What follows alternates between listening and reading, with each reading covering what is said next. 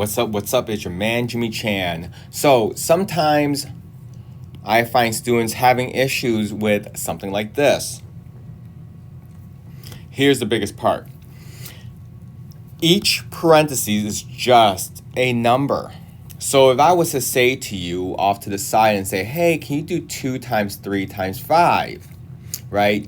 What you would typically do is you would multiply the first 2 numbers first, and then you multiply by the 5, right? You don't usually multiply all 3 numbers at the same time, right? Yes, is there a way that you might decide to do it this way instead and multiply these 2 numbers first? Absolutely, and you can do that here as well if you want to. You don't have to necessarily only focus on that, okay? So let's go ahead and just focus on just these 2 here, okay? Let's leave that one out, and let's take this right here, make this red, and let's leave this right here, let's say, I don't know, purple, okay? All right, so I'm just going to deal with just these 2 first.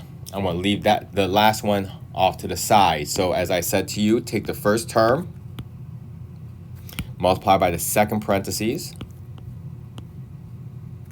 take the second term,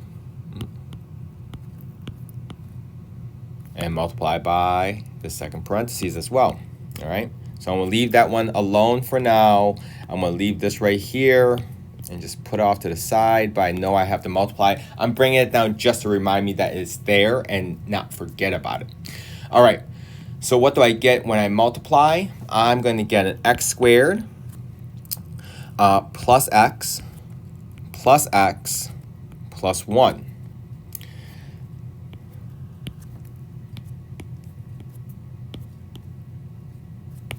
So now I'm going to have an x squared plus 2x plus 1.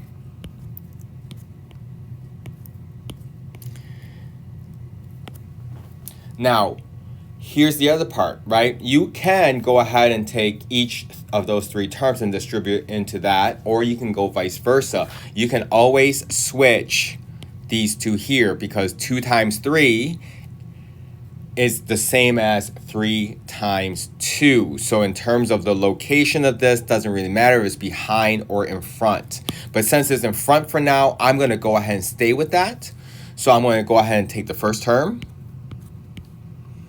and multiply to the second parentheses. I'm going to take the second term and multiply through the second parentheses. I'm going to take the third term and multiply through the second parentheses, okay? Because I have 3 terms, so all 3 terms have to go in to the second parentheses. So what am I going to get when I get that done? I'm going to have a 5x to the third plus 2x squared plus a 10x squared plus a 4x plus a 5x plus a 2. All right, so if you notice, I have some like terms here, right? I got the positive 2x squared with the positive 2x squared. I have 4x with the 5x, okay? So what's that going to give me? That's going to give me a 5x to the third plus a 12x squared